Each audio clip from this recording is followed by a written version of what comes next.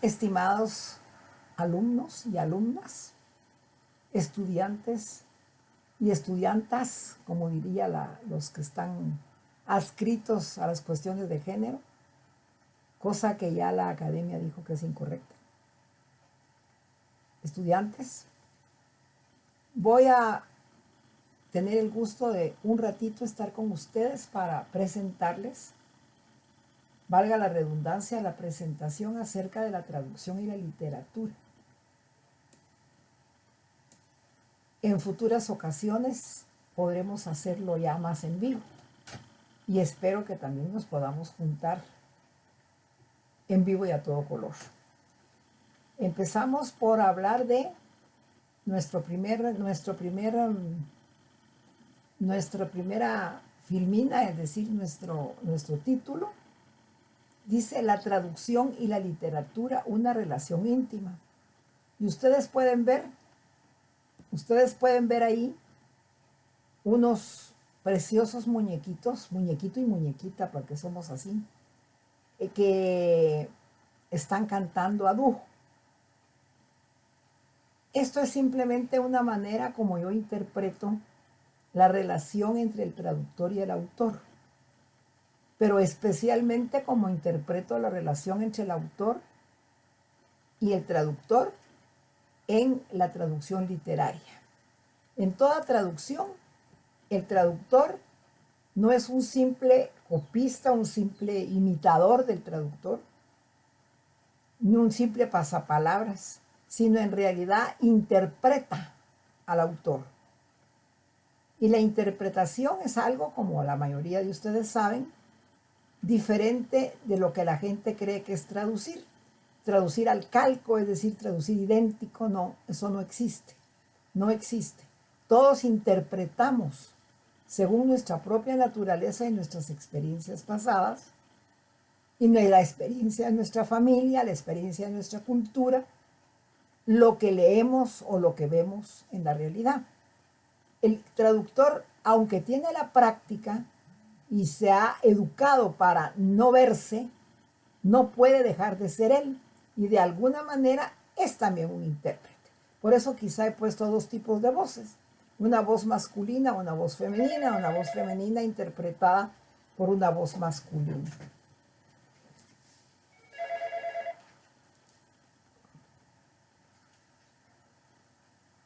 La traducción y la literatura, una relación íntima. Me hubiera gustado ser más obvia. Es tan íntima la relación que me parece más que una canción a dúo llega a ser un acto sexual, ¿verdad? Perdonen ustedes, pero son adultos.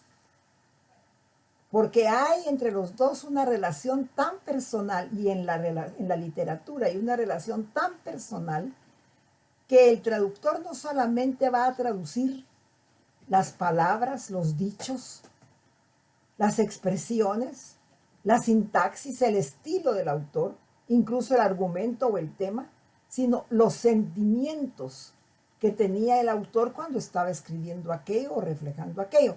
Eso significa una gran intimidad, primero que nada, por la cual al final de la presentación ustedes verán que digo que uno no debería meterse a traducir nada que no le guste, definitivamente.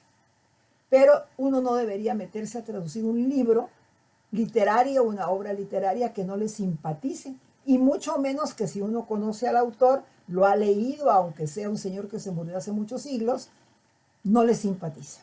Si le es antipático, uno no va a poder interpretarlo porque le va a ser antipático, lo va a reflejar antipático. Esa es la idea del dibujito que obtuvimos. Pasamos a lo siguiente. La definición funcional de traducción es una definición que algunos de ustedes conocen muy bien, porque es una definición funcional y operativa que he usado, que he ido construyendo a través de los años, de dar clases de traducción, de dar enseñanza de traducción, más que nada de preparar traductores, porque el traductor no se le enseña, al traductor se le desarrolla. Nacimos traductores y alguien viene con la varita mágica, si sabe ser maestro, y va sacando de nosotros el traductor que hay adentro, de nacimiento. Nadie nos rellena, como les digo muchas veces en clase, nadie nos rellena como ositos de peluche, no somos muñequitos de peluche. Somos seres humanos con todas sus funciones y vamos desarrollando la semillita que tenemos dentro. La definición funcional dice, ustedes la están leyendo, la traducción es un proceso interpretativo y de comunicación. Interpretativo porque en el momento en que conocemos algo, siempre estamos interpretándolo. Es diferente como lo interpreta la persona A que como lo interpreta la persona B. De eso vienen los malentendidos y las guerras, ¿verdad? Y es un proceso interpretativo y de comunicación, porque intenta comunicar. El solo hecho de que sea interpretativo y luego lo que yo interpreto se lo paso a otro. En el caso nuestro, en el caso de la profesión u oficio, esta interpretación y esta comunicación que tengo al siguiente momento es consciente, es decir, me doy cuenta, la quiero hacer, es intencional y tiene una finalidad determinada. Estoy comunicando para algo. Generalmente comunico con la intención de informar. Es decir, generalmente cuando comunico conscientemente lo hago con la intención de informar, de pasar un mensaje. Y en el caso del traductor, de pasar el mismo mensaje que hizo el autor, sea científico, sea literario, sea de sentimiento, sea un ouch, que se convirtió en ay, ¿verdad? En español, que es lo más difícil, traducir interjecciones. Y dice, la traducción es un proceso interpretativo y de comunicación consciente, en el caso de la profesión, intencional y con una finalidad determinada. Más adelante, cuando hablamos de información, nos damos cuenta que quiere decir que esta comunicación tiene que ser comunicación del mensaje. Porque puede haber una información que solo sea datos y entonces no llega a ser información. En que un individuo, que es el traductor se supone, un individuo utiliza el lenguaje, que ese es el instrumento, la materia prima que utilizamos, y el lenguaje humano, ¿va? Para reformular un texto. No digo formular, ni imitar, ni copiar, sino reformularlo. Tiene que volver a construir. Lo desconstruye, lo despedaza. Lo hace pedacitos como un rompecabezas, peor que un rompecabezas, porque lo hace fragmentos y lo tiene que volver a armar.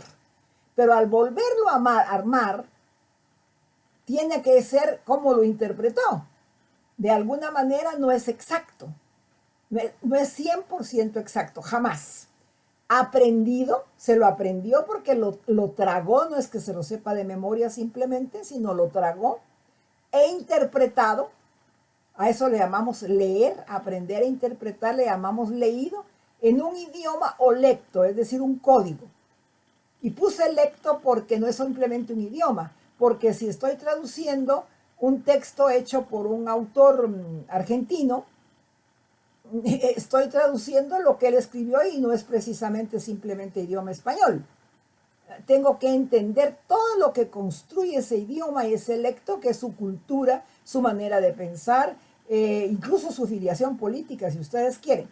Desarrollado este texto está hecho en un idioma que se ha desarrollado en un contexto social determinado, porque incluso yo sigo hablando de Argentina, o me pongo a hablar de, no sé, de otro país y digo, no es lo mismo si nosotros vamos a traducir la obra de un autor culto que la obra de un autor de barrio que va a reflejar su barriada y su manera de pensar. De eso está, la literatura latinoamericana está llena de eso principalmente, ¿verdad? Y la literatura inglesa, de habla inglesa, norteamericana, está llena de eso, llena de eso. Entonces vamos a reformular un texto aprendido e interpretado en un idioma o un lecto desarrollado en un contexto social y cultural con los medios que tiene otro idioma. Voy a utilizar como instrumento para redactar los medios que me da otro idioma, completamente otro idioma o completamente otro lecto, desarrollado en otro contexto social para entregarlo a otro individuo. Mentira que se lo voy a entregar al pueblo norteamericano, mentira que voy a traducir para que los guatemaltecos sepan, no. La persona que va a leer es absolutamente una persona. Es lo mismo que cuando hago un discurso, dice, le está hablando al pueblo. No, pero a cada uno le está llegando el mensaje individualmente. Esa de la comunicación de masas es una manera de decir, pero no la existe. Cuando yo estoy parada en un grupo de personas, estoy recibiendo yo el mensaje, no lo está recibiendo el grupo. Cada uno está recibiendo el mensaje como le da la gana, como lo puede interpretar, como es su propio contexto, y está escuchando lo que quiere escuchar, ¿verdad? Eso lo sabemos todos porque de esto, de esa cosa de la interpretación individual, están hechas las guerras, pues, las batallas, los combates, los alegatos, precisamente de que cada uno entiende según el trasfondo que tiene y lo que quiere entender.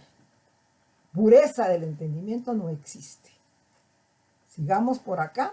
El esquema sinóptico, ese sí, los que han sido mis alumnos lo conocen muy bien, nos sirve para guiarnos hacia lo que queremos hablar ahora, que es la literatura. La traducción es, según este esquema sinóptico que he ido creando y que existe también en muchos autores, pero no como esquema, sino lo hemos ido agregando. Primero es un acto, el acto o proceso de traducir es un acto de comunicación. Pertenece al ciclo de la comunicación. El ciclo de la comunicación es un ciclo natural en el ser humano. Y es que casi se diría que en todos los animales, en todos los seres vivos. Los seres vivos se informan, pero no pueden comunicar porque no tienen un lenguaje común. Sin embargo, para nosotros no pueden comunicar. Pero para ir lo que está más cerca de uno, nuestras mascotas, llega un momento en que nosotros, igual que con nuestros hijos pequeños, podemos adivinar si el maullido o el ladrido significa miedo, significa hambre, tiene un significado. Está comunicándonos algo, nos está pidiendo algo, incluso el movimiento de la cola. Mueve la cola si está contento, el gato no, el gato la mueve si está nervioso. Es decir, está comunicando. Es un lenguaje, una forma de lenguaje. Ahora, que no sea nuestro lenguaje es otra cosa. No sean nuestras palabras, pero es un acto de comunicación, la traducción. Yo interpreto, traduzco la movida de cola del chucho y digo, este chuchito está contento, está saludando a fulano. ¿Ya? Mientras que si mete el rabo entre las canillas, digo yo, ay, pobrecito mi chucho, está asustado, está humillado, no sé qué carajo, le pasa algo. Total, ahí voy. Es un acto comunicacional, por un lado. Por otro lado, para poder hacer ese acto comunicacional, tomamos lo que estamos viendo, lo que estamos recibiendo, la información, dijera, y los datos incluso a veces desordenados que estamos recibiendo, y los procesamos. ¿Cómo lo recibimos? Lo recibimos a través de los órganos de nuestros sentidos, que no son precisamente 5, son muchos más. Todo nuestro organismo, todo nuestro cuerpo físico, nuestra química, todo es un gran receptor. El hombre en sí, el organismo humano, es un enorme, dijera yo, procesador de información y emisor de información. Recibimos miedo y el cuerpo se curva para atrás. Recibimos, peor que miedo, ganas de defendernos y salimos corriendo. Todo nuestro organismo actúa como un receptor y un comunicador. Responde a lo que estamos recibiendo del ambiente. Es un gran procesador, somos un gran procesador. Precisamente porque somos procesador, somos como la maquinita de hacer salchichas, ¿verdad? Por un lado entra la vaca y por otro sale la salchicha. Pero precisamente la salchicha no es la vaca. Es de vaca, pero no es la vaca. Nosotros procuramos como procesador, por medio de la educación y la formación del traductor, pasar la vaca casi entera. pero nos cuesta mucho, es decir, nos cuesta mucho. Pero sin embargo, sí logramos a veces parecernos mucho, dibujar la vaca que vimos y dibujársela a otro. Como el niño que nos dibuja, este es mi perrito, ¿verdad? Y cuando lo vemos el perrito que dibujó, decimos, bueno, ese es el perrito para él. Y yo adivino que hay un perrito ahí, pero no muy cara de perrito que tiene el dibujo. Eso es la interpretación. Muy bien. Nuestro cuerpo como receptor maneja nuestros sentidos, que son los que entran en contacto con el ambiente. El ambiente tiene una cantidad de fenómenos físicos que nosotros podemos percibir. Para decirlo de la manera más infantil, más de niño, de escuela primaria, tenemos la vista, nuestro aparato de la vista que es capaz de percibir, decodificar los rayos de luz, la luz, descomponer la luz en colores, en el ojo humano en colores, el ojo de los animales no. Pero nuestro ojo no mira en la forma que mira el de la abeja, ni mira el león, ni mira el del pobrecito toro, que de paso no mira colores, ¿verdad? Y como les digo, normalmente ataca al torero porque ve flotar el paño, pero no ve colores. El pobrecito, eso de que el toro mira rojo, no mira rojo, absolutamente. Entonces, nuestro sentido de la vista va a recibir el estímulo luz y es capaz de traducir, de interpretar el estímulo luz por el estímulo figura, fondo, forma, y también ahí tiene sus vericuetos a averiguar cómo miramos y qué no miramos. Y definitivamente cada uno de nosotros, especialmente los que como no somos miopes, vemos en diferente forma. Lo que mira uno no mira el otro. Además de eso tenemos dos ojos, puestos a una distancia más o menos decente, pero cada uno mira diferente. Ese efecto ustedes lo han visto cuando se tapan un ojo y ven que el otro mira de un lado, mira del otro y al fin miran los dos. Sí, para no detenernos en los órganos de los sentidos, que es lo que un estudiante de traducción estudia, la vista va a ser estimulada por la luz. El oído va a ser estimulado por las ondas que provoca cualquier objeto que golpea o choca contra el aire, hasta una hojita que cae. En ese momento las ondas van a llegar hasta nuestro oído, hasta nuestro oído en singular, y van a golpear, van a enroscarse en el pabellón de nuestras orejitas, que es un caracol, y va a entrar al oído, y va a llegar a golpear y unos huesecitos van a pegar en el tamborcito de nuestro tímpano y van a sonar. Pero ¿qué pasa para mientras con el otro oído? Porque resulta que nosotros tenemos dos oídos, pero uno está del lado contrario del otro.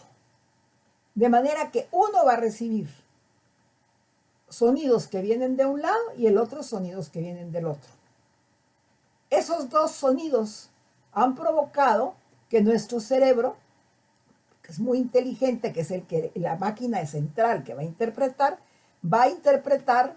por ejemplo, con un oído se va a poner atención a lo que decimos, por eso nos inclinamos hacia ese lado cuando queremos oír lo que otro está hablando, incluso escondidas, y con el otro oído solo se va a quedar oyendo el fondo, lo que nos importa menos. Uno va a hacer el fondo y otro la forma. Cuando llega a nuestro cerebro distinguimos muy bien el fondo de la forma. Pero hay algo peor. Distinguimos cuando un sonido viene de un lado y cuando viene del otro. Y eso nos va a dar una idea de dónde estamos parados en el espacio. Ayudado porque dentro del oído tenemos unos canalitos, unos como caracolitos, como tubitos, que están llenos de líquido y que de alguna manera cambian de nivel de acuerdo a si estamos de cabeza, etcétera, etcétera. Se llaman canales semicirculares y nos van a dar la idea de estás de cabeza, estás acostado, estás parado. Para hablar de los dos sentidos que más conocen ustedes y que más conocemos todos. Nuestra piel es un problema. Cuando hablamos de nuestra piel, que es el órgano más grande del cuerpo, porque cubre todo nuestro cuerpo, estamos hablando de un organismo, de un órgano tremendo, porque el sentido del tacto que nosotros normalmente lo ponemos por ser más agudo en la punta de los dedos de las manos, pongamos. Sin embargo, toda nuestra piel tiene tacto. Toda nuestra piel percibe los cambios de temperatura. Toda nuestra piel percibe la irritación de un dolor o de una punzada. Toda nuestra piel percibe si nos raspan. Tiene una cantidad de sensaciones referentes al ambiente, porque ese límite, si ustedes lo ven bien, nuestra piel es como lo que nos separa del ambiente, lo que nos separa del otro, porque nuestra piel es la cubierta completa que tenemos, ¿verdad? Entonces, para hablarles de nuestra piel y del sentido famoso del tacto, que no es un sentido solamente, sino es toda una sensación. También va a ayudar a saber si estamos de cabeza, si estamos parados, dónde estamos parados, etc. Todo esto lo estoy explicando regresando a los órganos de los sentidos. Después va el olfato, que lo confundimos mucho con el gusto, porque creemos que las cosas tienen sabor cuando solamente tienen a veces olor. Sabores tenemos básicamente 4, ¿verdad? Lo salado, lo dulce, lo amargo y lo ácido. Pero en general nosotros decimos, ay, qué rico sabor tiene el café. El café no tiene sabor, el café lo que tiene es olor, gracias a Dios. Y hay gente que ya lo identificó, ay, qué buen olor el del café, excelente. Por esa razón nosotros podemos también rechazar ciertos alimentos por el olor. No es el sabor, es antecedente del sabor, es el olor, la presentación. Entonces todos nuestros órganos de los sentidos funcionan juntos para darnos el sentido de dónde estoy y el sentido de cuándo estoy. Eso es lo peor, que es lo más difícil de ver. Pero aquí voy. Estoy hablando entonces de la traducción, primero como acto de comunicación, ahora como proceso. Los órganos de los sentidos reciben toda esa cantidad de datos enorme y dispar, porque es completamente. ¿Y a dónde la mandan? La mandan a nuestros nervios, a nuestro sistema nervioso central. Cada uno de ellos tiene conexión con nuestro sistema nervioso central y se va camino del cerebro. El cerebro lo va a recibir en diferentes áreas, pero sin embargo lo va a sintetizar en una sola área y lo va a interpretar. Pero lo va a interpretar también de acuerdo a lo que recuerda, porque nuestro cerebro no está en blanco. Nuestro cerebro recuerda cosas. Incluso en el momento de nacer tiene una memoria ya genética, recuerda ciertas cosas. Entonces tiene un recuerdo que recuerdan nuestros genes, porque no volvemos a aprender cada vez, sería horrible. Y también recuerda nuestro pasado, el pasado de la gente que nos lo contó. Todo lo que nos lo cuentan a través de un instrumento que es otra vez el lenguaje. El lenguaje es el que sirve de pasador, el que nos sirve para que nos cuente nuestra mamá, nuestro papá, nuestro abuelito, nuestro vecino, un señor que vivió hace muchos siglos a través de algo escrito, un señor que está muy lejos. Nuestro lenguaje es el que nos sirve para conocer información y para tener más información, pero siempre va a entrar por el oído o va a entrar por la vista o va a entrar por todos los sentidos.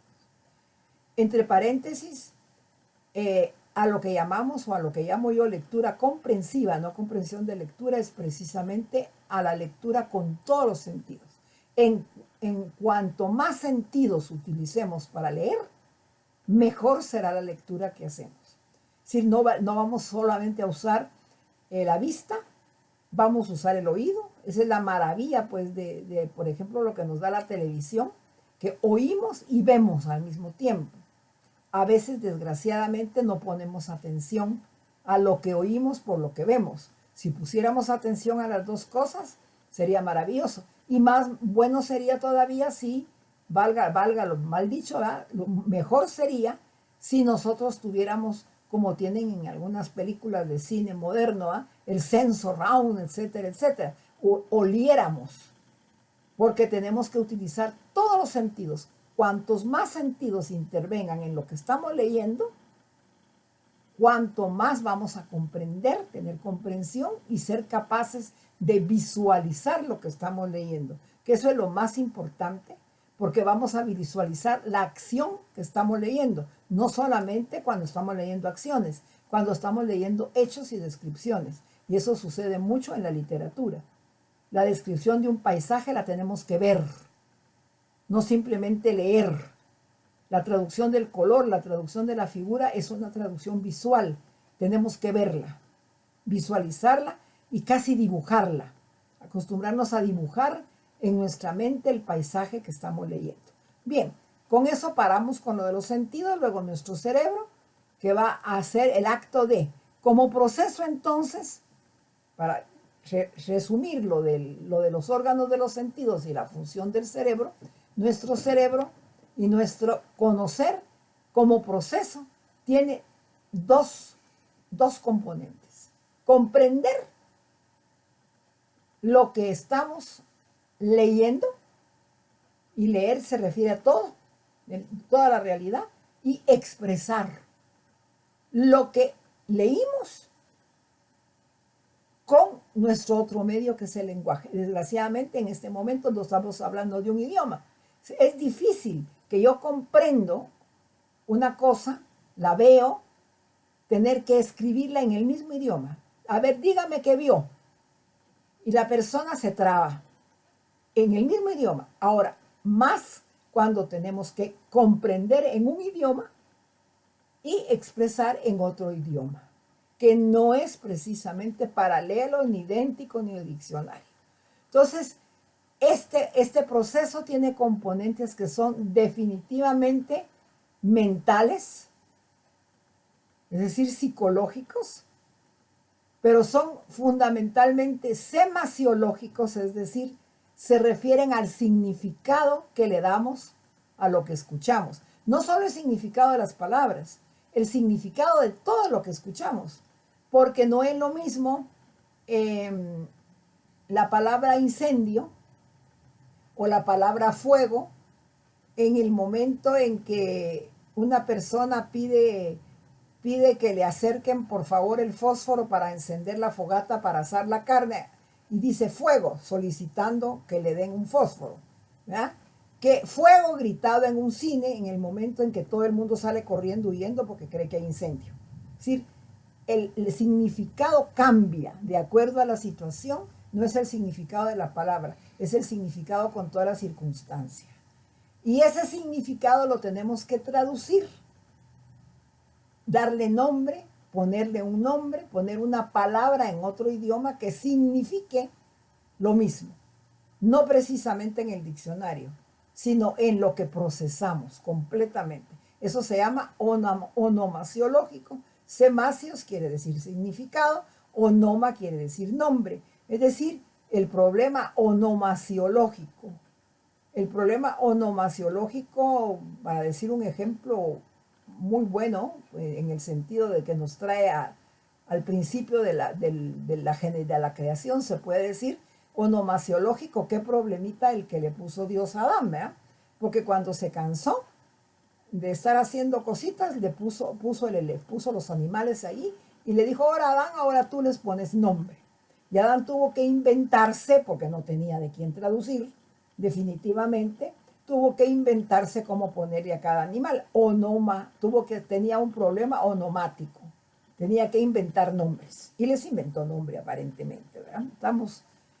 Es decir, onoma se refiere a darle nombre a los cosas. Mi problema es semasiológico, porque mi cerebro tiene que pensar lo que significa totalmente aquello. Y onomasiológico, porque tengo que pensar cómo lo digo ahora, cómo lo expreso. Porque lo primero es comprender y lo segundo expresar. Estamos viendo las flechitas. Pero además de los componentes mentales, entran los componentes orgánicos, porque la mente no trabaja sola. Los componentes orgánicos son definitivamente somáticos, es decir, los del cuerpo. Por un lado, son anatómicos, fisiológicos. Estamos hablando de principalmente neurológicos, el cerebro. Pero además de eso, si ustedes se dan cuenta, vamos a leer con los órganos de los sentidos y el cerebro, pero vamos a escribir si queremos, a escuchar con el oído, si queremos, Pero hablar ya es otra cosa. El fenómeno de la voz humana, por ejemplo, de la manera como podemos expresar con la voz, es otro tipo de órgano físico, fisiológico que tenemos que estudiar, comprender y para los que se dedican a la interpretación, comprender cómo funciona. No basta con decir a mí voy a vocalizar y voy a ser lindo cantante. Tengo que saber que la voz, por ejemplo, cómo se emite la voz, por qué se emite la voz. Ese es otro gran fenómeno en que entra todo mi organismo. Y escribir, que se va a referir a la mano, sea en máquina, como sea, pero se va a referir a todos mis músculos moviéndose. Por otro lado, también mis músculos van a expresar un lenguaje y todo mi cuerpo va a expresar un lenguaje. Incluso las pupilas van a expresar un lenguaje. Cuando una persona se asusta, sus pupilas se abren. Cuando una persona se asombra, se abren. En nosotros no es tan... Bueno, somos muy poco curiosos para ver en las pupilas a otros así, ¿verdad? Pero, por ejemplo, nosotros que tenemos las pupilas casi redonditas, no se nos nota. Pero, por ejemplo, en los gatos es evidente. La pupila de un gato cuando se alarga, nos está diciendo que está en confianza. Cuando se asusta o está nervioso, se le van a poner redondas y grandotas, casi ocupan todo el iris. Igual nos pasa a nosotros, pero no nos damos cuenta. ¿Sí? Todo esto es el lenguaje corporal, el lenguaje fisiológico. Puede que no salgamos corriendo para no parecer cobardes. Por educación nos dominamos, pero las pantorrillas duelen cuando uno tiene ganas de salir corriendo de un lugar. ¿Por qué? Porque los músculos están poniendo listos para salir corriendo. Cosas así. ¿Sí? Es todo un organismo. No hay que pensar solo en mis ojos leen. No. Todo mi organismo está funcionando en este momento, en la lectura, en la comprensión y en la expresión también. Todo mi organismo está funcionando. Todo el organismo está metido en ello.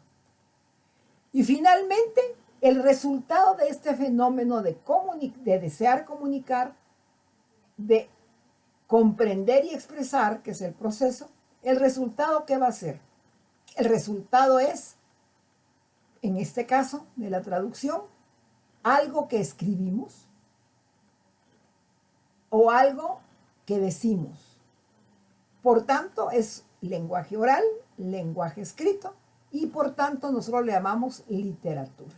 El resultado de todo acto de comunicación y proceso de traducción es literatura. ¿Por qué razón? Porque literatura quiere decir aquello que quedó escrito o aquello que hablamos, porque incluso la oratoria ya está incluida en lo que llamamos literatura, aunque la definición de literatura no sea tan simplista, pues, como litos piedra y lo que quedó grabado en la piedra. No, algunas cosas quedaron grabadas en papel, en papiro, otras quedaron grabadas en pieles y otras quedaron grabadas en papel de China, dicen, y se rompieron, como a la mayoría de los pactos y arreglos, ¿verdad? Bueno, ese es más o menos, este pequeño esquema sinóptico nos traería, yo diría que a una serie de cursos y de aprendizajes que tenemos que hacer sobre lo que es la información, el fenómeno de la información, lo que es la traducción, lo que es la vida, lo que es la mente humana, lo que son los órganos de los sentidos, el funcionamiento del cerebro, la neuropsicología, la neurolingüística, la sociolingüística. Y decir, el traductor es verdaderamente, con el fenómeno traducción, está frente a uno de los, dijera yo, profesiones, oficios o actos del hombre que han producido a la civilización, definitivamente, sea que lo quiere hacer o que no lo quiere hacer. Pero por eso es tan importante que le demos importancia y que nos demos importancia también. Pasamos un poquito para irnos a lo literario, pero quise hacer este resumen del esquema sinóptico porque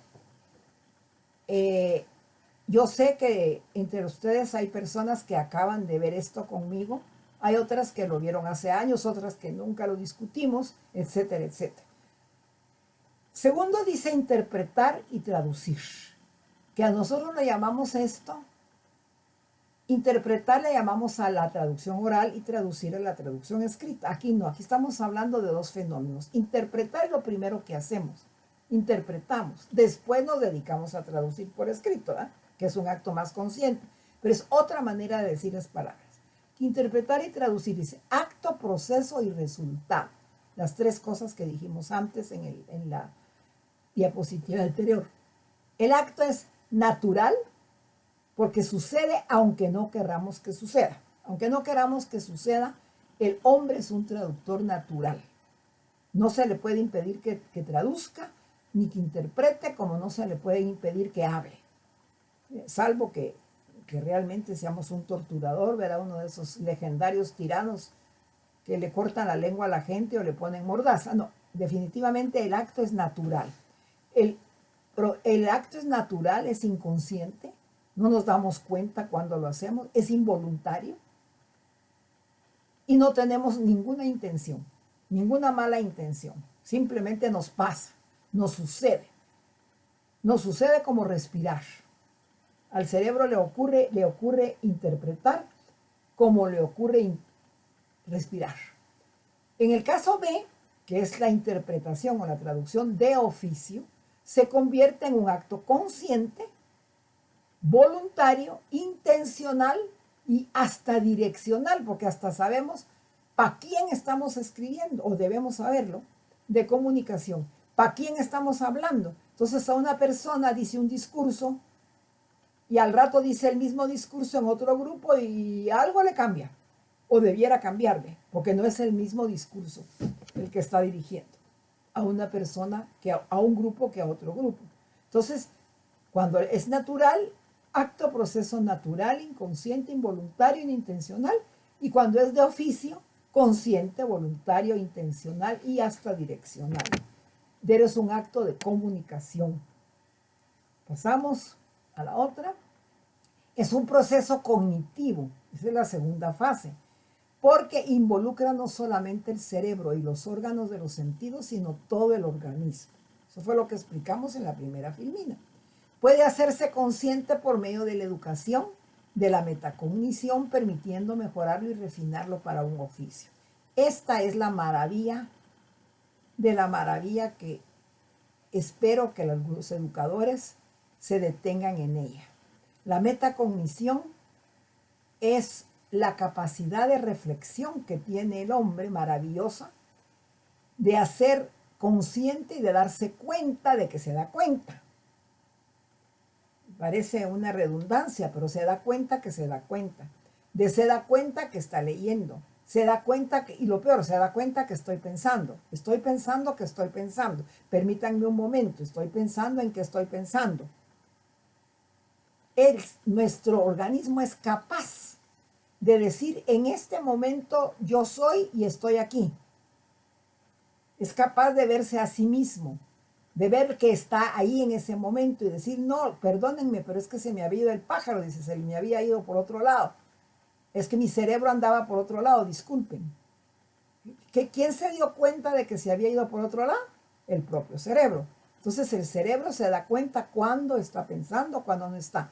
Esta metacognición es la que nos hace seres racionales, la que nos hace, es peor, por culpa de ella tenemos capacidad de responsabilidad. Somos responsables de nuestros actos, salvo que estemos totalmente locos o seamos totalmente idiotas, pero la metacognición es la que nos hace darnos cuenta de nuestros actos, incluso en el fondo de nuestro corazoncito, aunque a veces no lo reconozcamos, sabemos para qué lo hacemos. Es que no tuve la intención de pincharte, dice, no tuve la intención de molestarte, pero lo hice con bien mala intención, si se puede. Es decir, somos capaces de negar que dijimos algo con una respectiva dirección, con una respectiva intención, y de incluso conscientemente saber que estamos negándolo. Esa es otra característica humana, ¿verdad? Que el hombre no solo, dice en alguna definición de los maestros, dice, hablar es expresar lo que se piensa, No, desgraciadamente en el hombre, hablar a veces es expresar lo contrario de lo que se piensa. El cuerpo los traiciona, las pupilas nos traicionan, el cuerpo dice, ahí te quiero abrazar porque te quiero mucho y están aventando a la persona por otro lado. Es decir, todo esto son las contradicciones, pero el hombre es una persona capaz de mentir. Tengan la seguridad que cuando el gorila, para decir un animalito más cercano, más parecido, que a veces lo humanizamos, cuando el gorila reta y aparenta estar enojado, está enojado. Cuando el gorila se da vuelta y nos deja ver su colita y toda la colita que es bien corta, su trasero, dice, es que tiene confianza, ya nos dio la espalda. Es que tiene confianza y que nos dio la espalda. No, el hombre es capaz de dar la espalda, de hacerse como que ya se va y regresar y pegarnos un tiro, ¿va? Es decir, es capaz de mentir, de hacer acciones o decir palabras que no dicen lo que está pensando. De hacer trampa, vaya pues. Porque tiene esta capacidad tremenda de metacognición. Dice lo que no cree, dice lo que no quiere decir. Y habla, ¿por qué? Porque además de esto, luego lo vamos a ver, es un animal simbólico. Todos son símbolos. Y ahí viene el problema que en otra presentación veremos de cómo utiliza los símbolos, ¿verdad? Lo que para mí simboliza una cosa, para otro simboliza otra. Pues sigamos, regreso con esto. El proceso cognitivo involucra no solamente el cerebro y los órganos de los sentidos, sino todo el organismo. Puede hacerse consciente, con S por favor. Doña Academia ahora parece que lo escribe solo con C, pero eso se refiere a la conciencia moral, no se refiere a la conciencia del conocer, por medio de la educación de la metacognición. Les educo la metacognición, por ejemplo, cuando en lugar de calificar una prueba, una evaluación, se la doy al alumno para que la califique junto conmigo y se dé cuenta dónde están sus errores. Y puede decir, me equivoqué porque fíjese que creí tal cosa. Eso es metacognición. Y solo con la metacognición es con la que hacemos aprendizaje, porque no aprendemos tanto de nuestros aciertos cuando aprendemos de nuestros errores. Cuando nos equivocamos, nos entra más el aprendizaje. Aprendemos de nuestros aciertos a repetir los aciertos y debiéramos aprender de nuestros errores a no repetir los errores. Esa es la cosa. Permitiendo mejorarlo y refinarlo para un oficio. Ese es el proceso cognitivo. Cada vez para eso nos sirve. Sigamos por aquí. No sé si esta es la filmina. Producto literario. ¿Qué es un producto literario? Producto literario es un discurso oral o escrito que por medio de palabras, las palabras son signos que son símbolos, no son simplemente signos, sino símbolos. Ahí vamos a recordar un poquito la diferencia entre ambos. Arbitrarios, porque los inventamos. Nosotros en este momento podemos inventar entre dos personas un idioma, una manera de comunicarnos, unas palabras que no entienda otro. Solamente nuestro, ¿verdad? Un idioma, una jerigonza solamente nuestra. Pero nuestras palabras no son signos porque no para representar el lápiz, dibujo el lápiz o enseño el lápiz, sino para representar el lápiz. Es más fácil hacerlo cuando lo hago en una clase de física. Ya se fue el lápiz, ya no lo tengo enfrente y sin embargo cuando digo la palabra lápiz, todos entienden de qué estoy hablando. En general, también uno ve un lápiz verde, otro lo ve amarillo, otro lo ve con punta, otro lo ve gordo, otro lo ve flaco. Vemos diferentes lápices, pero es un símbolo. Definitivamente nuestro lenguaje es simbólico. Arbitrario porque puedo inventar, llamarle al lápiz,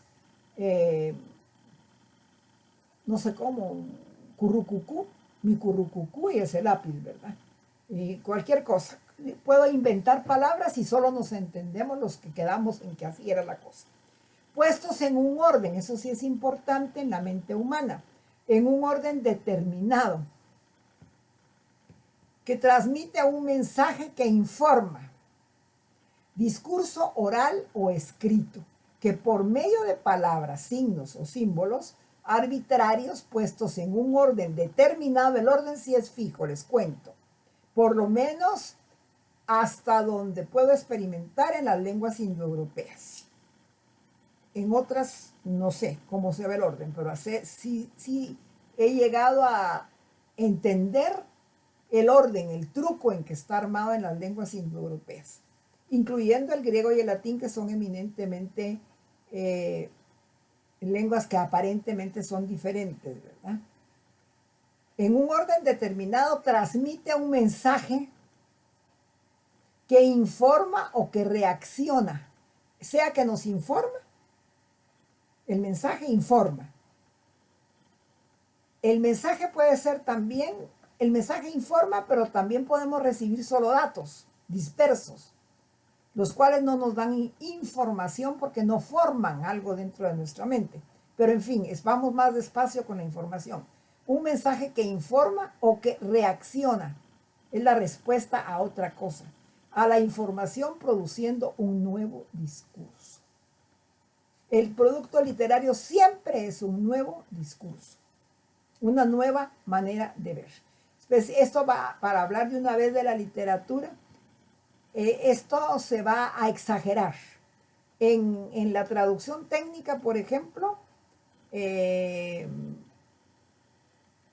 vamos a utilizar signos y símbolos con menos simbolización.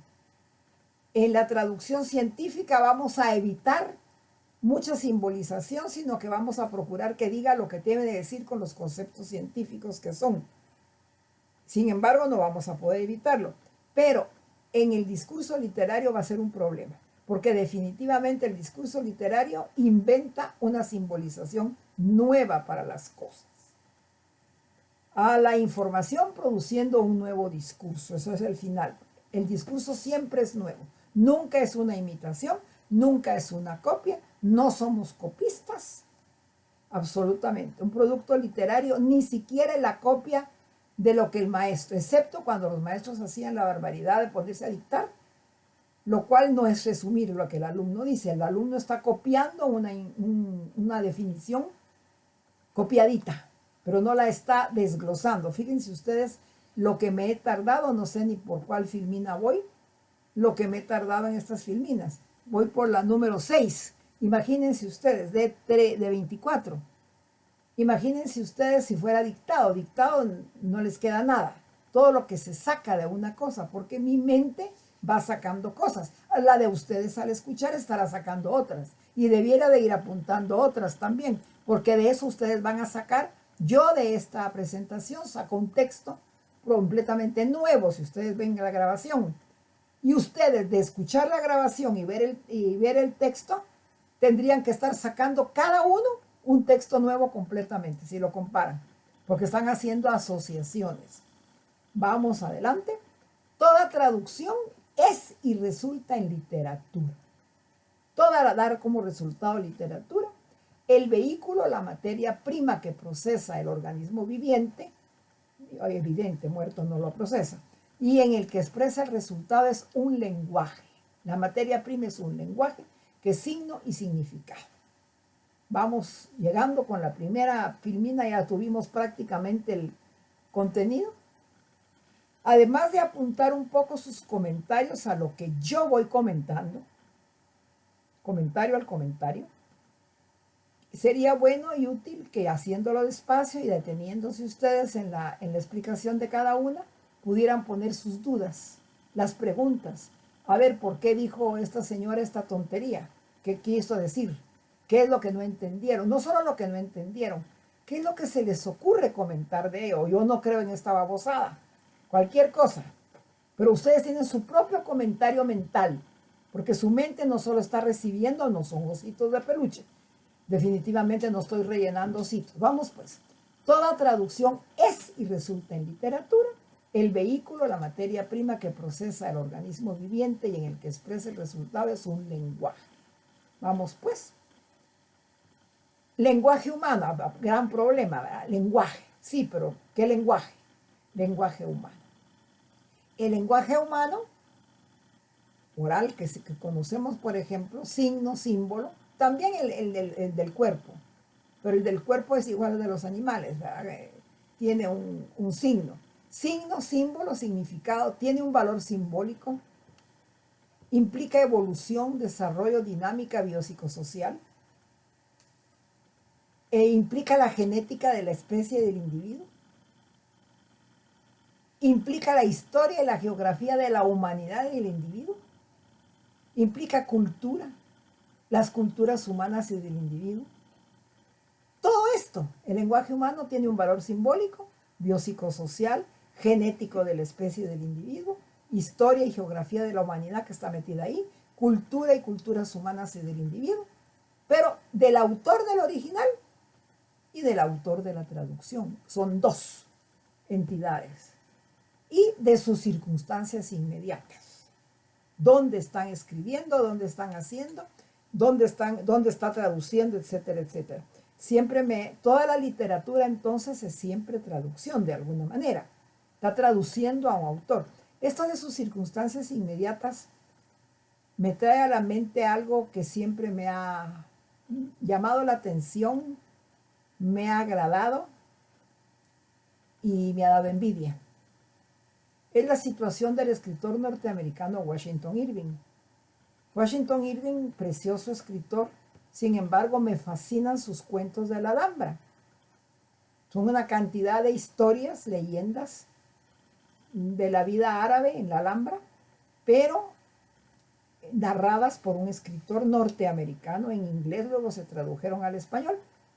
Lo que me ha dado envidia y que le da tanto sabor es que no sé cómo lo logró en aquel tiempo, pero Washington Irving logró vivir en Granada y logró tener una habitación en la propia Alhambra, en el castillo legendario, en todas estas instalaciones legendarias donde estuvo el mundo árabe hasta 1492. Y yo estuve ahí, caminé, algunos de ustedes habrán estado, me di cuenta cómo huelen los naranjos, cómo huelen las flores, cómo suenan los chorritos. Y pasé y me enseñaron como dato turístico la habitación donde vivía Washington Irving. Y de repente entendí por qué Washington Irving escribía tan precioso como escribía sus leyendas y describía la Alhambra y las personas de la Alhambra. Posiblemente se está inventando los cuentos de la Alhambra, pero las circunstancias inmediatas en que lo escribió eran un remedo de las circunstancias inmediatas en que sucedieron las cosas, porque él estaba viviendo ahí. Entonces, de repente me di cuenta por qué yo le sentía ese sabor a Washington Irving. Pero ese es el caso que más me viene a la mente. Cómo se dio cuenta, cómo lo entendió. Toda literatura es siempre traducción. Una de las cosas que también quiero que tengan en cuenta, porque ustedes para hacer traducción literaria van a tener que valerse de cambiar algo de su mente en cuanto a toda la cultura que tenemos, es que en la actualidad existen una cantidad de obras literarias clásicas que han sido traducidas a cine, a un script de cine. Entonces, el que escribe un guión, que es otra forma de traducir literatura, les cuento, el que escribe un guión tiene que traducir las imágenes que está leyendo. Y el que produce la película va a tener que traducirlas, y el que hace los escenarios. Y me viene a la mente la tremenda escena de todos los heridos de guerra en la guerra de secesión, en lo que el viento se llevó. Gone with the Wind tiene una escena tremenda, tremenda, tremenda, en que se ven marejadas humanas de gente tirada, herida, y aquellos hospitales tremendos. Todo eso para mí es una traducción de lo que el autor quizá ni siquiera llegó a poder pintar en la obra original. Margaret Mitchell no creo que haya logrado eso, pero lo logró la película. Muchas películas arruinan las novelas y muchas películas enriquecen las novelas, ¿verdad? Si alguien vio, ¿cómo se llamaba? No sé cuántos inglés. aquel desierto, todo esto, Lores de Arabia, todo el desierto, traduce situaciones, circunstancias, especialmente escenarios, que el autor no pudo jamás describir suficiente. Acabo de terminar de ver la serie que filmaron en Brasil, de Brasil y Chile, de Moisés, de los 10 mandamientos, y a pesar que me conozco el Éxodo de cabo a rabo leído, está igual, no le alteraron hechos, pero los paisajes nunca me imaginé, nunca pude llegar a imaginar leyéndolo lo que realmente sucedía durante esa travesía del desierto. Está tan bien hecha que me dejó algo nuevo. Esa es una recreación del productor. Es decir, me importó muy poco la actuación. Estaban bonitos los actores, pero no me importó tanto la actuación, cuanto esa manera de pintar el paisaje y las circunstancias. Eso lo puede hacer hoy el buen cine. Es maravilloso lo que puede lograr darnos, ¿verdad? Toda literatura es siempre traducción. Vamos para adelante. Y para hacer un paréntesis, les acabo de dar otro oficio, en el cual pueden también permitirse, es traducir para guiones de cine. Es otra manera de traducir una obra. Toda literatura es siempre traducción. Proviene principal, pero no exclusivamente, toda literatura, de lo heurístico. La palabra heurístico quiere decir aquello que se encuentra, que se investiga, ¿verdad? Por eso es que nuestro conocido Arquímedes, cuando se estaba metido en el baño, por si ustedes conocen la historia, de repente se dio cuenta que podía flotar, ¿verdad? Y salió gritando eureka, es decir, lo encontré, me di cuenta por qué floto. Y se inventó el problema de la flotación, el porqué de la flotación, ¿verdad? Lo encontré, ¿verdad? Y que todo cuerpo sumergido en el agua desarrolla una fuerza de abajo arriba, bla, bla, bla, bla. Todo. Eso es lo heurístico. Es la investigación. Mucho de lo que está escrito, y la mayoría de lo que está está escrito sobre lo que investigamos, lo que sabemos, la ciencia, la técnica, la tecnología, los escritos científicos, los escritos técnicos, los informes, los informitos que los vemos tan poquito, las descripciones. Todo esto que es de la investigación es literatura cuando ya se escribe. Pero si no existiera esto, nosotros ignoraríamos actualmente todo lo que se investigó, lo que se averiguó sobre el mundo desde que el hombre escribe. ¿Sí? Porque el hombre hablaba y se lo llevaba el viento. Entonces nosotros averiguamos esto porque tenemos los primeros escritos. De alguna manera la memoria histórica está hecha de esto, de lo que investigué. De alguna manera hoy tenemos ciencia porque tuvimos ciencia. Si no hubiera, pero además de eso, lo que investigaron lo escribieron en un idioma. Y nosotros tuvimos el enorme prestigio de ser los que pasamos de un idioma a otro. Si no hubieran existido traductores desde el principio del mundo, desde el principio del hombre, sería imposible que tuviéramos la ciencia. A estas alturas no tendríamos conocimiento ni de la química, ni de mucho de la biología, etcétera, etcétera, etcétera, porque no hubiera habido quien tradujera del árabe, una gran riqueza de conocimiento del mundo árabe. No había después habido quien tradujera del griego, todo lo que se tradujo del griego, y después del latín, ¿verdad? Que todavía estamos traduciendo de ahí. Entonces todo esto nos llega, es lo heurístico, toda la investigación. El traductor científico de alguna manera tiene otra manera de tener que apegarse a las palabras, a lo que dice, pero tiene que conocer también ciertas cosas para poder trabajar en la traducción científica. Luego viene lo poético. Poético lo pongo con Y porque es más fácil de pronunciar. Se refiere a poético. Poeín quiere decir crear, hacer algo inventado. La creación, la inventiva, es el arte. Comprende toda la literatura, lo que llamamos nosotros literatura, vulgarmente lo poético. Todo es literatura, pero nosotros le llamamos literatura a lo poético. Es la novela, el cuento, la poesía, que puede ser en verso o puede ser en prosa, pero es lo poético. Y suele separarse por su forma, y no sé por qué, de la épica, la lírica y la dramática. Lo poético lo dividen clásicamente en la épica, la lírica, que son la poesía en verso, vaya pues, que a veces no rima, ¿verdad? No necesariamente rima, y la dramática, que en realidad está escrita para ser representada, es decir, el teatro. Y lo didáctico, que es didascalein, lo que está exprofeso, dedicado a enseñar y a instruir. Esto tiene una característica muy especial para el traductor. Ustedes están interesados en este momento en la traducción literaria. Sin embargo, todo lo heurístico, es decir, la investigación, la ciencia y la técnica, para que lo conozcamos, los vulgares mortales, que no somos científicos, pasa por lo didáctico.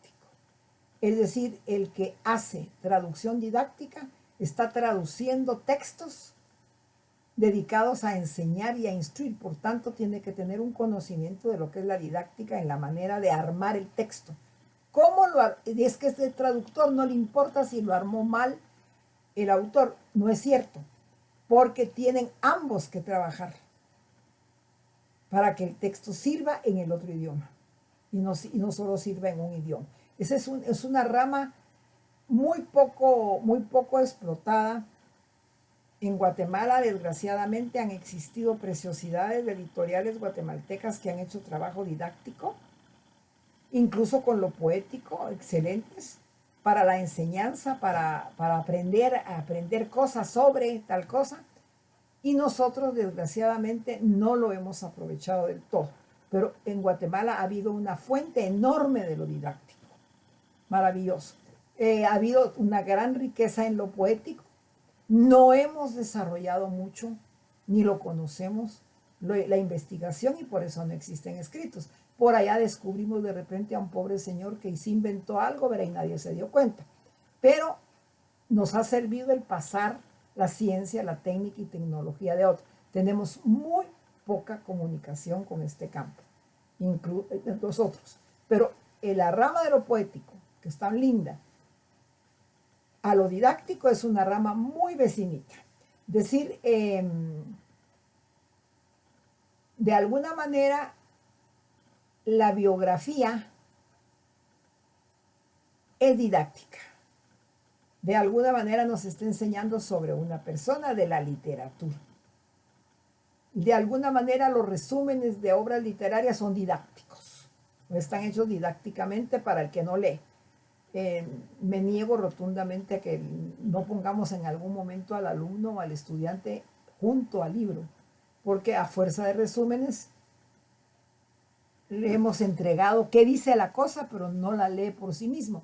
Cambia definitivamente, porque un libro no es solamente el tema, sino cómo expresa el autor el tema.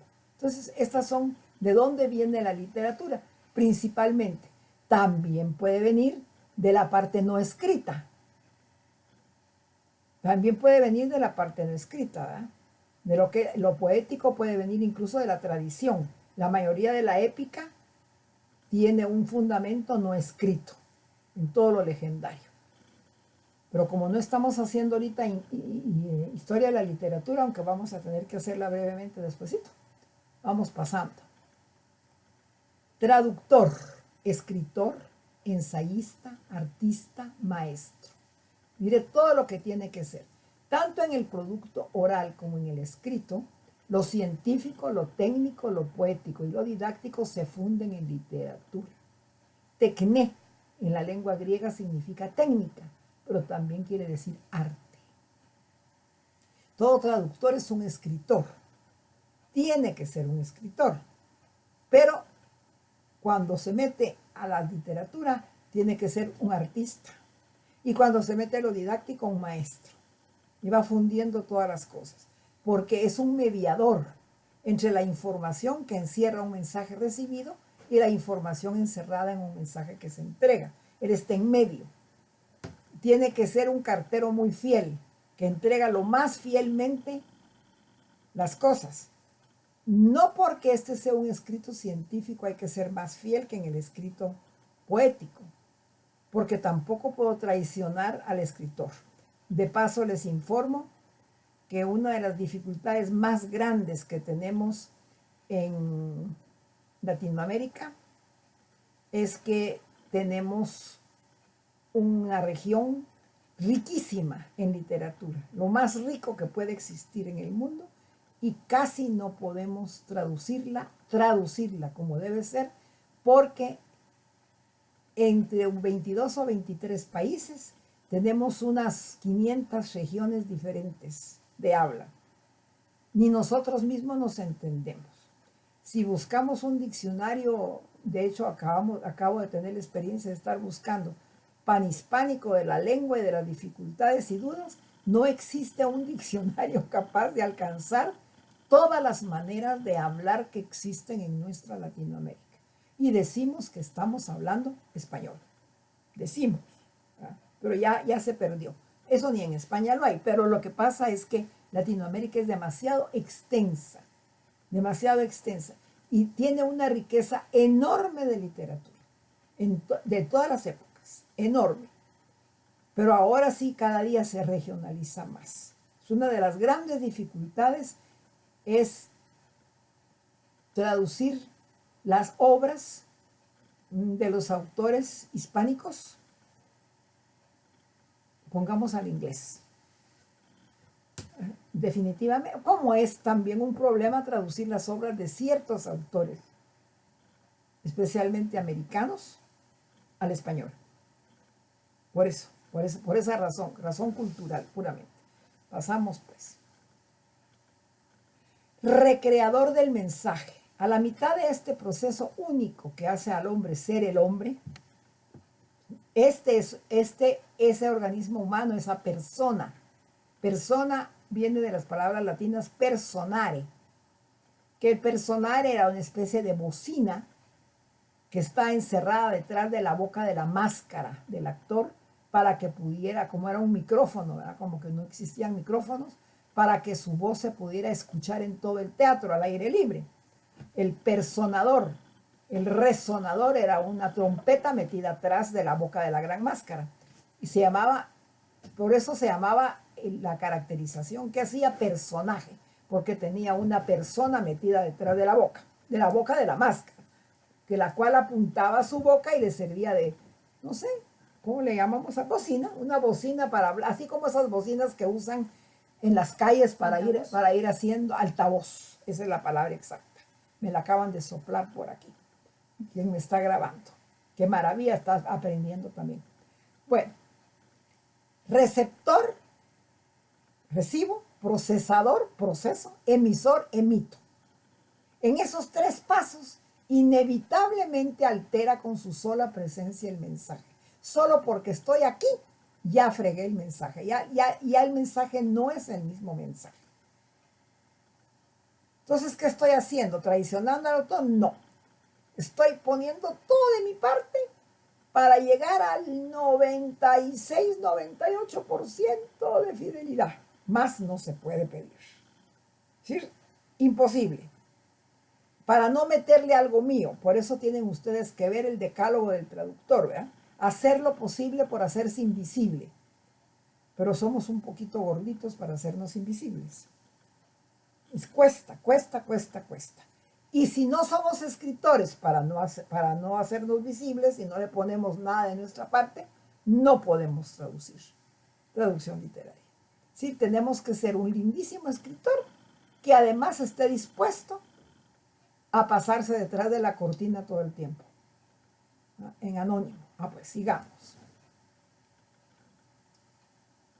Traducción de literatura poética, que es a lo que creo que se refiere la gente cuando habla de traducción literaria. Todo ese proceso se exacerba porque lo poético remarca tanto lo subjetivo en la intención comunicacional, es decir, comunicar más sentimiento que pensamiento. aunque no sea difícil de separar ambos en el otro soliloquio de Hamlet. Por ejemplo, en el soliloquio de Hamlet, una reflexión filosófica personal que a mí no me parece muy filosófica cuando conozco todo el contexto de Hamlet. Puede ser filosófica, pero a mí personalmente me traduce la angustia de Hamlet ante una decisión que tiene que tomar. En el soliloquio de Hamlet, to be or not to be, que le fascina a la gente, pero cuesta llegar a qué entiendo yo en toda la historia, ser o no ser. Hamlet a lo que se refiere es a su duda sobre quién es y qué es lo que, cómo debe actuar ante una situación. Si debe dejar las cosas como están, si debe meterse en las cosas, si debe suicidarse, si debe desaparecer, qué debe hacer ante tan tremendo problema como el que tiene, que les aconsejo, si alguno de ustedes no lo sabe, que lea Hamlet. Pero que lea pensando en eso. ¿Cómo llega Hamlet a to be or not to be? Ser o no ser. Esa es toda la cuestión. ¿Qué es más fácil al hombre? ¿Dejar que las cosas sucedan así, así, así? ¿O tomar decisiones, tomar responsabilidad? ¿O desaparecerse, hacerse humo ante la situación horrorosa que estoy viviendo? El sentimiento que él tiene. Entonces, no es difícil separar el sentimiento de Hamlet del pensamiento de Hamlet. Por eso es difícil para el actor, al que no se le hace penetrar en ello, al actor, interpretarlo. Porque no simplemente va a decir to be or not to be, that's the question, but what's the answer. No, no, no, absolutamente. Va a tener que meterse en este Hamlet totalmente perdido, ¿verdad? Totalmente casi vuelto loco, o haciéndose loco. Yo no sé si se volvió loco o si se hacía loco. Ahí no, tengo mis dudas todavía de qué quiso Shakespeare con él. Démosle adelante. La intención comunicacional. Paréntesis acerca de la oratoria, porque ustedes se están preguntando si estamos hablando de escribir. ¿Qué tiene que ver la oratoria? Sin embargo, en la literatura poética del género dramático, en toda la literatura poética, la oratoria se considera parte de la literatura poética, porque es una creación. Y en algún momento alguien, aunque no existían las grabadoras, escribe los discursos. Los discursos de Cicerón están escritos. Me imagino que él los escribió, no los grabaron porque no habían grabadoras.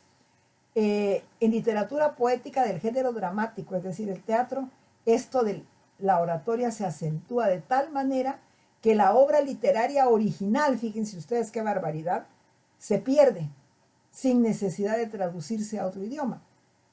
A medida que pasa del autor, el autor escribe una obra, ¿no? Forman un elenco y deciden que la obra está muy linda, muy bonita y que va a hacer impacto y que la van a presentar. Pero se necesita que alguien lea la obra, que la va a producir, que le gusta, que no sé qué. Como les dije del asunto del escenario que armaron, ¿verdad? Al director. El director interpreta la obra. No estoy hablando de dos idiomas, estoy hablando de un idioma. El director interpreta la obra y decide cómo la va a hacer, escoge a los actores. Cada actor va a representar un personaje. Tiene que leerlo, se aprende el personaje. El director le puede decir al actor lo que él piensa del personaje, pero finalmente dos actores no hacen la misma actuación. De hecho, a los que conocemos un poco de teatro nos pasa que decimos me gusta más la versión de fulano que la versión de Perencejo, ¿verdad? Me gusta más la actuación de este que la actuación del otro en la misma obra, definitivamente, ¿verdad? Porque el actor que hace la obra la hace mejor en una que mejor en otra. No les digo particularmente, a veces uno compara grandes actores del cine principalmente del teatro, con otros y dice uno, no, me gusta más este que me gusta más otro. Pasa del autor al director, ya se cambió la interpretación. Del director al actor, cada actor hace lo que quiere. Finalmente el actor se para frente al público y cada una de las personas que está en el público interpreta diferente, ve algo diferente. Unas salen llorando, no pueden controlar el moco. Y otras salen, puras pendejadas, puras babosadas. Eso de que este actor loco ande diciendo que si eso no es solo babosada, no entendí nada, no le llegó.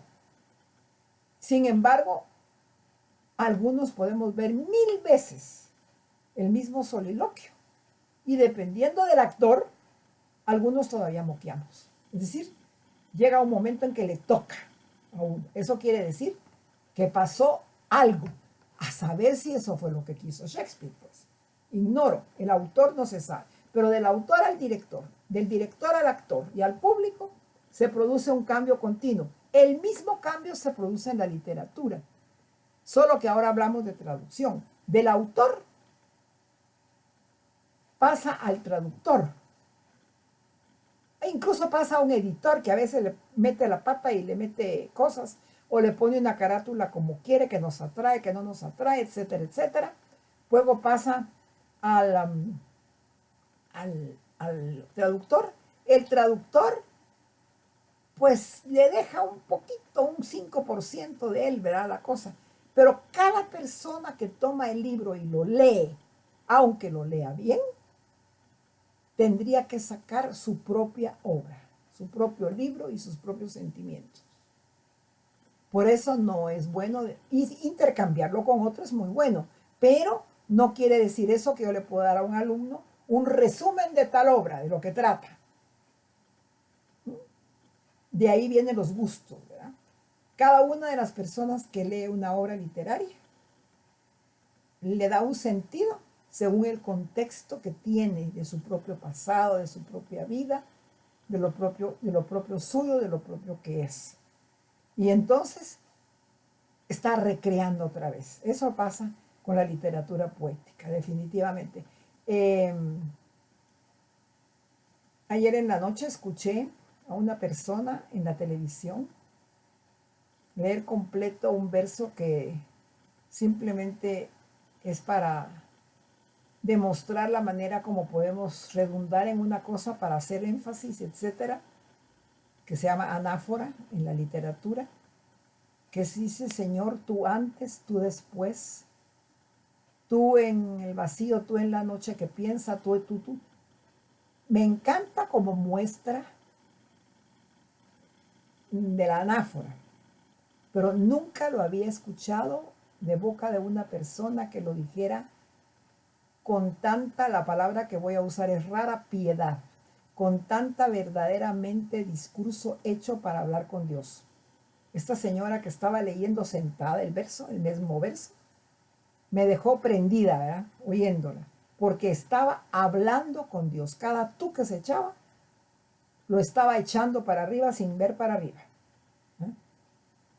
Tú en el día que canta y en la noche que piensa, tú en la flor de los labios y en los labios. Pero lo dijo con una, ¿cómo dijera? Con una interioridad tan grande que era como que yo lo oía por primera vez. Me quedé con la armonía, hoy no he podido hacerlo, de ir a buscarlo entero otra vez a la internet para repetirlo, porque lo tengo como muestra de lo que es la anáfora. Pero lo escuché como que lo escuchara por primera vez y me di cuenta de algo que yo no le había visto. Pero es porque esta señora así lo estaba haciendo, pues, definitivamente. A medida que pasa del autor al director, al actor y al público, va cambiando. Igual pasa con la obra, con la novela que se lee. Como recomendación, para empezar, yo sé que tienen mucho que hacer, tanto con sus respectivas carreras como con el trabajo que les estamos poniendo, pero les recomiendo que, si no lo han leído, lean Sense and Sensibility de Jane Austen y vuelvan a ver las 2 versiones que existen en película y hagan la comparación entre las 3 cosas. ¿Sí? Es que se comieron. No me refiero al texto, si lo alteraron o no. Me refiero a la manera como expresaron lo que la autora quiere expresar. El que conozca varias obras de la autora sabe cuál era su posición vital. Pero definitivamente les recomiendo leer Sense and Sensibility, volver a ver Sensatez y Sentimientos, de la cual hay dos versiones. Y por supuesto, si la vuelven a ver las dos versiones y alguna está traducida con subtitulación al español, por favor, traten la primera vez de ver la película poniéndole un masking tape a los subtítulos para escuchar el inglés en que leyeron Sense and Sensibility, en que leyeron la obra. Y después, como buenos traductores, quiten el masking tape la segunda pasada y péguenle una criticada a la traducción, ¿verdad? Porque eso es lo que hacemos todos los traductores cuando leemos las traducciones que hacen para las pobres obras. Entonces, pero hay dos versiones. Ustedes tienen que verlas. Y digo una obra que yo creo que muchas personas leyeron o vieron, pero no leyeron nunca. Démosle. Me sigo con mi paréntesis acerca de la oratoria. Este transformacionismo es propio también de las oratorias. ¿Qué tipos de oratorias existe? La oratoria forense, la que se hace en el foro. El foro quiere decir en los juzgados, para alguna argumentación jurídica. En Guatemala no la conocíamos mucho, y de hecho no la conocemos mucho porque hay pocos juicios orales, así con ese discurso de argumentación, y nuestros señores representantes de la patria, los diputados, los padres de la patria, no hacen discursos en el Congreso. Lamentablemente la mayoría se limitan a levantar la mano después de que alguno como Taravía leyó lo que van a aprobar o improbar. Pero no hay experiencia de oratoria forense. La última oratoria que escuché en el Congreso fue de parte, no tiene nada que ver con política, sino con su capacidad para el discurso, de parte de Alejandro Maldonado. Creo que cuando entregó o cuando recibió la presidencia. Hizo una oratoria forense. Oratoria castrense es la que se hace entre militares, normalmente se llama arenga, cuando es para movilizar al ejército a hacer algo, a la acción, para levantar las emociones, para motivarlos. La oratoria castrense más famosa es la de don Napoleón en Egipto, durante la campaña de Egipto, ¿verdad?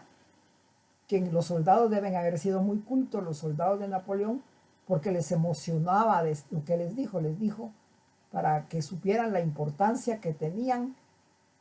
Desde lo alto de esas pirámides, 40 siglos os contemplan. Puchica, si a mí me lo dicen ahorita, como no sé de las pirámides, tal vez no me emociona. Pero a ellos, él usó una forma elegante, pues una oratoria castrense, ¿verdad? Ahora lo más que dicen en el ejército es, vámonos a tomar la colina, desgraciados, ahí allá van todos. Pero es una oratoria castrense. La oratoria magistral es la que solían utilizar y se utiliza todavía en algunas conferencias maestras, magistrales, usar los maestros. ¿Por qué se debe evitar la oratoria magistral para la enseñanza, por ejemplo, incluso la enseñanza universitaria, la cual muchos me dicen, no, ahí no llegas como maestro, ahí lo que tenés que hacer es hacerles el discurso y se acabó? No, no es así, porque el aprendizaje es un fenómeno diferente, es un fenómeno eminentemente participativo. Por eso quiero que ustedes en este momento, además de verme la cara, si pueden, o de escuchar mi voz, o de leer, ya son 3 cositas, puedan hacer apuntes, estén haciendo apuntes, sus propios apuntes, porque eso les va a permitir aprender o comentar, hacer un diálogo con lo que yo estoy haciendo. Entonces hay oratoria religiosa, que sí le llamamos a la oratoria que se hace para la prédica, para lo que llamamos en la prédica homilética con H, ¿verdad? Que es la homilía, o sea, ¿el qué? No sé cómo se llama la homilía, se llama la prédica, dice la gente, ¿verdad? Pero es la homilía, la enseñanza que se da, que tiene trasfondo religioso o enseñanza de tipo religioso. Y la política, que es también de una forma una arenga, pero está llena de una cantidad de elementos que movilizan a la persona en favor, o principalmente si es en una campaña de elecciones, de la persona que la está usando. Entonces, mientras que la oratoria forense, es decir, la que use el abogado en una defensa o en una acusación, debe de estar fundada, muy fundada en hechos para la argumentación, y esto no lo digo por malo, sino porque así es. La oratoria forense no puede permitirse, por linda que sea y lindo que esté siendo el discurso del abogado, plantear cosas que no tengan un fundamento legal y auténtico, porque entonces caería inmediatamente su argumento. Pero la oratoria política tiene la característica que no necesita tener fundamentos. Deja de ser oratoria política cuando se convierte en un informe presidencial de estadísticas y números. La estadística y el número se puede utilizar en la oratoria política, pero no se utiliza con la exactitud con que se utiliza en un informe, ¿verdad? Aquí en Guatemala más del 60% de las personas son analfabetas. Veamos si es cierto o no es cierto. Voy a poner 50,000 escuelas.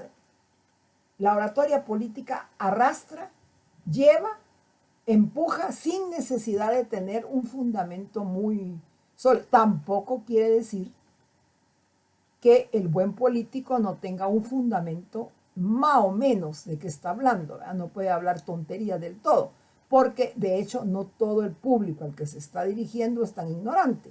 Entonces tiene que tener cuidado, pero no necesita ser muy exacto. Necesita más bien ser emotivamente arrastrante, ¿verdad? Llevar a una cosa. Son tipos de oratoria.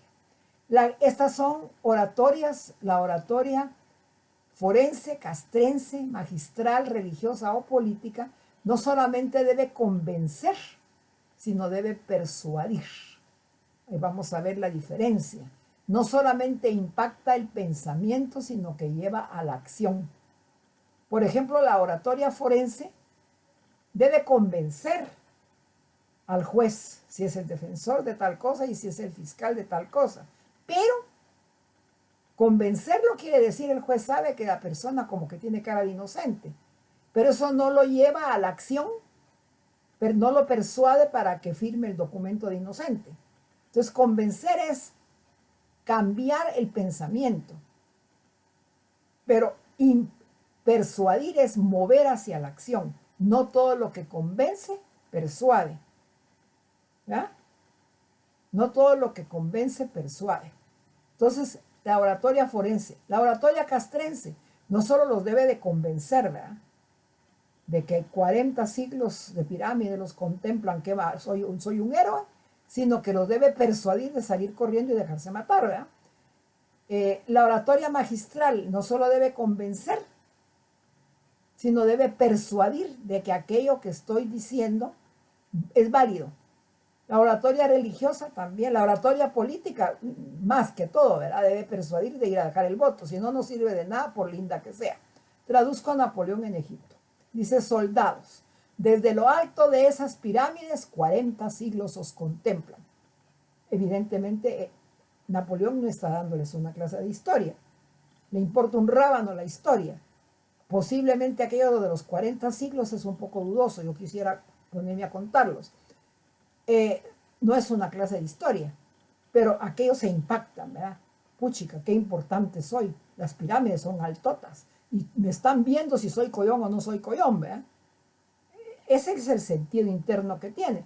O el absurdo, este es famosísimo, el discurso de Winston Churchill, cuando le anunciaron que la aviación nazi, la Luftwaffe, iba a hacer torta a Londres, ¿verdad? Van a venir a Londres, van a hacer ruinas de Londres, la Luftwaffe, la aviación alemana, la aviación nazi.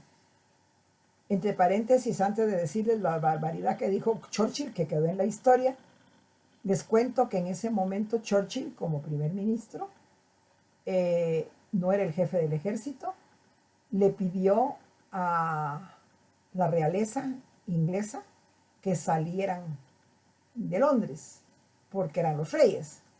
Y la reina de ese momento que la madre de Isabel actual, que no era reina ella, sino esposa del rey, se negó a salir y dijo que ella como reina no podía salir de Londres, aunque Londres la fueran a bombardear, porque ella permanecía al lado de los londinenses. Fue increíble, pasó a la historia esta mujer con esa actitud, ¿verdad? Pero veamos lo que dijo Churchill, que entre paréntesis es un autor que ustedes deberían leer para leer la historia de los pueblos de habla inglesa de Churchill, que es maravillosa. Dijo, el león inglés, es cierto, el león inglés, él lo sintió a león, ¿verdad? Es incapaz de agachar la testuz o de esconderse en su concha.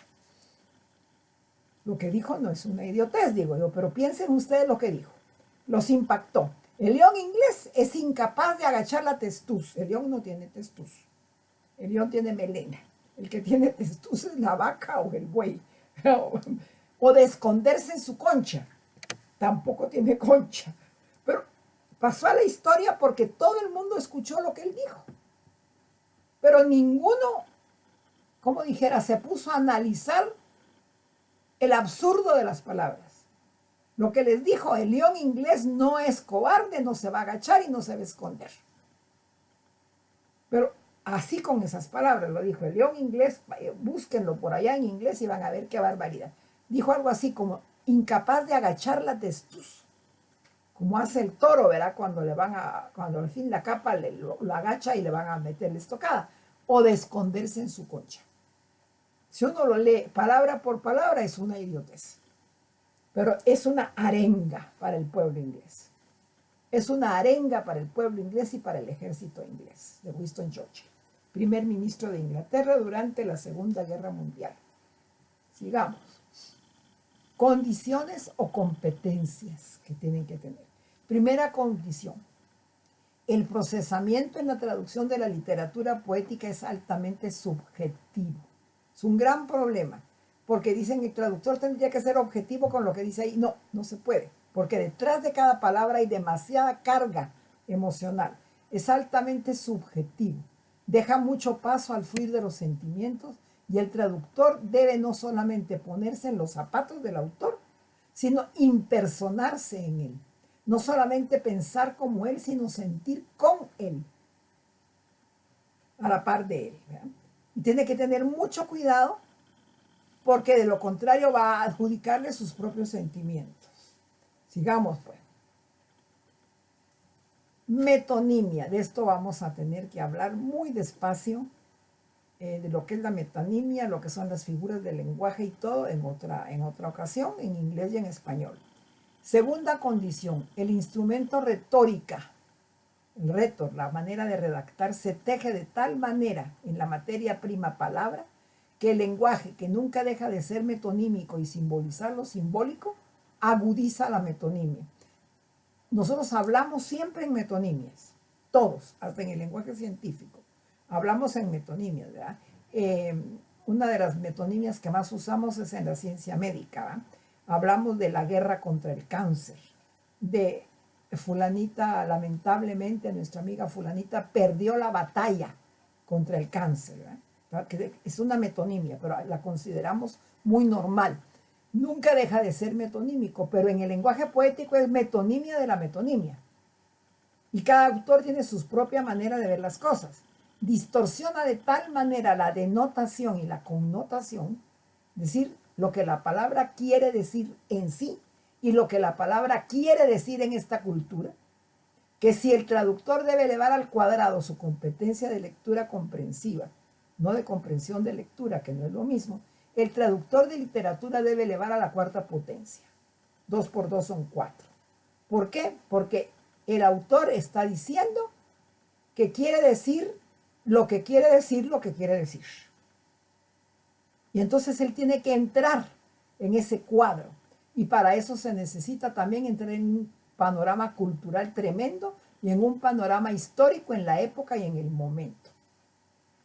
Y lo mismo ocurre con el ordenamiento de las palabras, el cual cambiamos de acuerdo a las circunstancias y también un poquito de acuerdo a la época. Por ejemplo, ya no utilizamos en el español actual los enclíticos mucho, ¿verdad? Sin embargo, ¿será que los tenemos que conservar cuando escribimos una obra, no sé qué?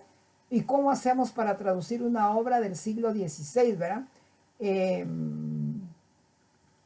Asustado me, ese ejemplo se los he puesto en clase muchas veces, ¿verdad? Asustado me he de lo que dicho me has. Y se queda todo el mundo, ¿qué dijo? Porque nadie entendió. ¿Eh? Asustado me he de lo que dicho me has. ¿Eh? Dábale tanta cólera que en aquel momento que, y ya va, dábale, ¿qué dijo? ¿Qué dijo? ¿Qué dijo? Porque no usamos los enclíticos al final ya. Le daba, ¿verdad? Todos los usamos al principio. Bien, vamos, lo mismo ocurre con el orden de las palabras, ¿verdad? Esto nos está pasando un poquito en la traducción, llamamos traducción o interpretación de documentales que vienen en inglés, que son educativos o pueden ser, también puede ser literario en algún momento, porque estamos traduciendo la voz pasiva. Entonces la gente está hablando en voz pasiva. Los locutores de noticias hablan en voz pasiva y cambian completamente la sensación o sentimiento de lo que están hablando. Y ya cuando salen a la calle, cuando se van de la radioemisora o de la televisión donde están haciendo el noticiario, cuando salen empiezan a hablar otra vez como gente, ¿verdad? Como gente común y corriente. Pero mientras están adentro adquieren una voz pasiva que es totalmente fuera de lo natural. Pero entonces el público los imita. Y ese no es el orden natural con que estamos hablando nosotros. Lo mismo ocurre con el ordenamiento de las palabras, el cual cambiamos de acuerdo a las circunstancias. Nada más, si tienen algún amigo o locutor, platiquen con él en la calle y luego escúchenlo en la televisión y van a ver que habla diferente. Se pone en pose automáticamente. Automáticamente cambia su manera de hablar, ¿verdad? Entonces, yo tengo ejemplos que tenemos que trabajar mucho de por qué el cambio de la voz pasiva, que ahorita ya incluso el inglés lo está cambiando, especialmente para el lenguaje científico, porque considera que nos sigue el orden del pensamiento, ¿verdad? De la gramática universal. Bien, pasamos a otra cosa, porque nos vamos a detener mucho en estos dos aspectos más adelante, cuando corrijamos trabajos. ¿Se acabó? No se acabó. No se acabó. No estamos. ¿Cuál es la suma de pensamiento más sentimiento? A la traducción no poética la debe dominar el pensamiento, pero no puede sustraerse el sentimiento. No puede, porque el hombre es hombre, ser humano. Y a la traducción poética la debe dominar el sentimiento, aunque no deja de ser pensamiento. Esa es la psicología de la cognición que vamos a aplicar. No nos vamos a dejar dominar por el sentimiento cuando hacemos traducción científica. Tampoco nos dejaríamos arrastrar en la poética, pero por lo menos vamos a traducir el pensamiento al sentimiento. Vamos a darle importancia al sentimiento. ¿A cuál expresa mejor el sentimiento? Vamos a ir, sigamos adelante. Individualización de la cultura del autor y de sus circunstancias. Tengo que saber el autor de esto, qué cultura tiene, en dónde vive, cuánto vive, qué le pasa, qué no le pasa. Lo más que puedo conocerlo adentro, puedo traducirlo mejor. En lo poético la cultura se hace más evidente. El lenguaje literario es universal. Los idiomas son particulares. Y los lectos se particularizan y hasta individualizan. El lenguaje literario es universal. El lenguaje del sentimiento es universal, pero el idioma en que se manifiesta es particular. El traductor se atreve a la literatura poética debe estar dispuesto a traducir solamente obras a cuyos autores comprende y puede impersonar. Si no los puede impersonar, si no los comprende, aunque los deteste, ¿verdad? No sé, algunos autores son tan abominables que no sé cómo los podría uno traducir, pero los tiene que traducir a veces. Vamos a ver cómo se hace. Sigamos adelante. Disposiciones. También debe estar dispuesto a desaparecer. No desaparece, pero tiene que estar dispuesto a. Puede que reciba regalías económicas, derechos del traductor, pero no debería recibir aplausos. Ahora ya se están dando premios a traducciones, dicen, ¿no? Debe ser un lector ávido, un psicólogo nato, un amante apasionado en todo sentido, un artista lo suficientemente humilde para renunciar a firmar una obra. Es el literato más anónimo, más esforzado y con gran resistencia a la frustración, que significa la tarea imposible, traducir además de pensamientos, sentimientos. Está más fregado que el actor, ¿verdad? Porque el actor todavía se da el lujo de recibir aplausos, de la que le diga, ¡ay, qué bonito lo hizo! Y se olvidan del autor. Aquí no, aquí el autor va primero y aquel desaparece totalmente. Amante. Debe ser amante de los dos idiomas o lectos que traduce. Deben fascinarle. De lo contrario, no va a estar buscando y rebuscando la palabra más exacta y adecuada para expresar lo que el autor traduce. Y debe ser amante del autor a quien traduce. Debe llegar a amarlo, aunque diga las cosas más abominables del mundo y aunque le toque traducir a una persona que la debe admirar, ¿verdad? Hay quienes han traducido autores, especialmente en filosofía, que consideran que están en contra de sus propias ideas, pero nunca puede ser alguien a quien de una vez nosotros no podemos comprender en lo que decía, porque entonces lo traicionamos en la traducción, absolutamente. Comprensión. En toda traducción, el traductor debe comprender lo que el autor dice. No entender, comprender. En la traducción de la literatura poética debe además comprender lo que el autor siente y comprender al autor mismo. Comprender al autor mismo, es decir, yo leo 1, 2, 3 obras de Jane Austen, para agarrar el mismo ejemplo, y de repente me doy cuenta qué sentimiento, qué manera de casi adivino, que tiene detrás una intención inconsciente, pero qué le pasó en la vida, qué sentía, qué entendía, cómo comprendía socialmente toda la situación de la mujer. Para todas las obras tienen esa marca. Y es es pura literatura, ¿verdad? Absolutamente. Debe estar dispuesto a desaparecer. No aparece en las historias de la literatura, hasta ahora empezó a aparecer. Yo diría que hace unos añitos. Apenas leemos su nombre en los textos. No firma autógrafos, nadie le pide el autógrafo. Puede recibir regalías económicas, pero no recibe aplausos. La primera vez que un traductor compartió los aplausos y las lágrimas de un público fue más o menos en 1956, por ahí, no sé, compruébenlo en su historia de internet, cuando Juan Ramón Jiménez recibió el Premio Nobel de Literatura. Y Juan Ramón Jiménez llegó solo a la ceremonia, a la carrera, y salió corriendo y mandó su discurso casi, en el cual hizo ver que su esposa, que en ese momento se encontraba grave, creo que en su lecho de muerte ya, Zenobia Camprubí, sin ella nunca hubiera podido su obra llegar al conocimiento del mundo, mucho menos ser traducida al inglés, como fue traducida.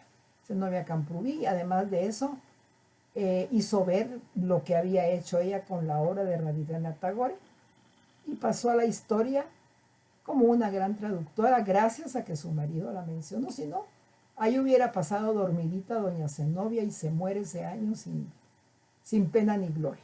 Creo que los aplausos y las lágrimas de esa noche en el Premio Nobel fueron bien compartidos, pero porque él la mencionó. De lo contrario, don Juan Ramón Jiménez recibe el premio y se acabó la historia, ¿ya?